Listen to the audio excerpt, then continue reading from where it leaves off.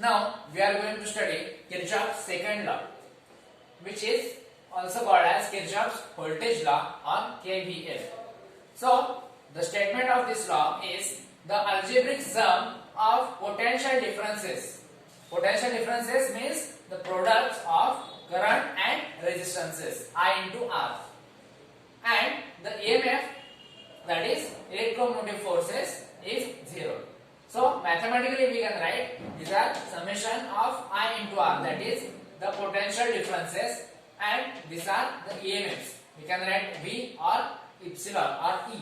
So we can write also, instead of V we can also write summation of epsilon, but these are looking same, so I have written this V. So there are two main sign conventions you should remember in the Kirchhoff's second law, that is Kirchhoff's voltage law.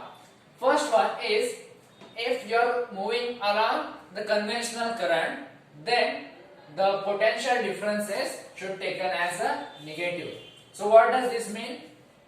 Suppose I am going from A to B and I have to measure the current. Suppose I1 is current flowing through this.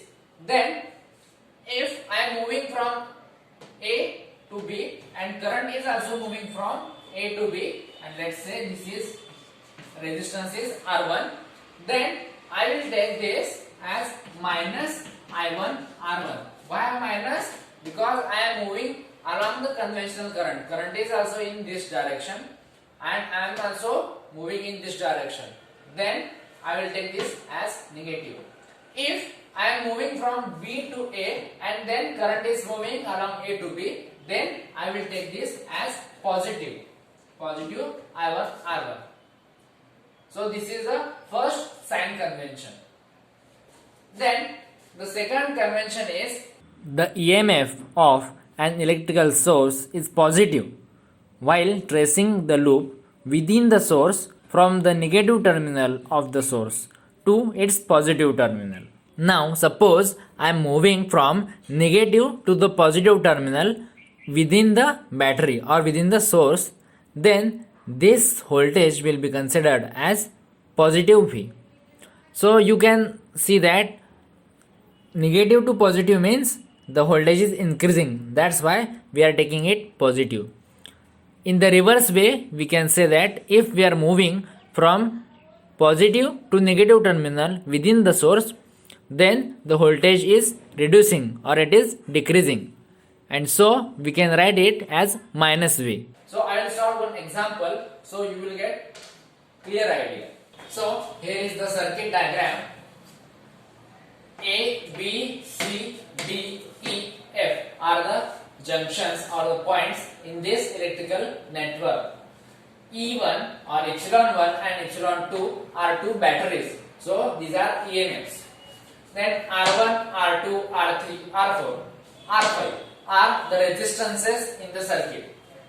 Now this battery will produce one current and this battery will produce another current. So the current produced by this battery is called as I1 and current produced by I2 is called as I2. Then this currents will flow from here and then move to here. So this current we are naming as I3. Now again this I3 will divide into two different currents here. What will be these currents? So remember that if this I2 is moving, there is no other circuit or there is no other EMF which will produce the current. So the same current will flow from this loop. So here will be I2 and here will be I1. Correct? So I2 plus I1 will give us I3 according to first law, that is current law. So what does this tell? This is a junction. So at this junction, the algebraic sum of all currents will be 0. Now I1 and I2 both are coming towards B. So both will have positive sign. So I will write here I1 plus I2. And then I3 is moving away from the B point, that is junction. So minus I3, this will become 0. So if we rearrange, we can get I1 plus I2 is equal to I3. We know I3 is equal to I1 plus I2.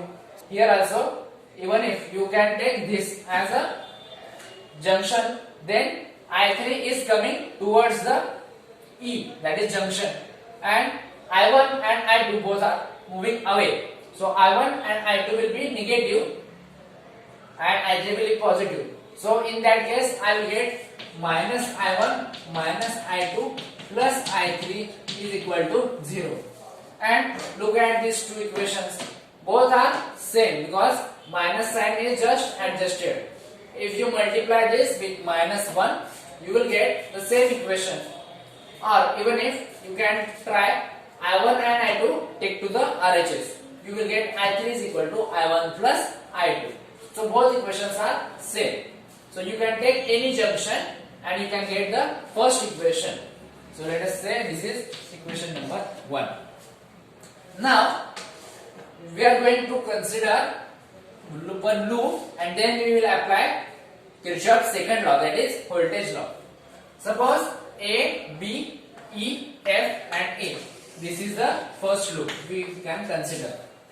Now what was the sign convention? Suppose I am moving from A to B and I am moving along the direction of current.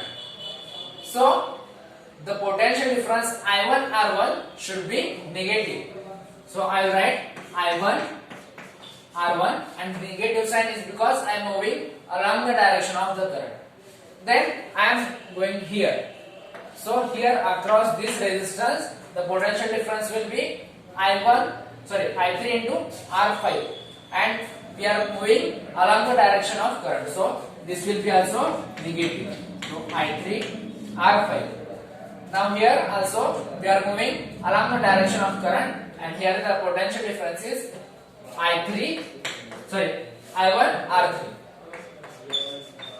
Now here we are moving from minus to plus, so we are getting here the positive sign. So here E1 is equal to 0. If we rearrange this, we can get E1 is equal to I1 R1 plus I3 R3 plus I1 R3. So we will get this equation number 2. Similarly, you can apply for this. This is the second loop. B, C, D, E, B. Now apply for this. Also you can take reverse way. You can go from A, F, E, B and A again. So this signs will be flipped, but the equation will be the same.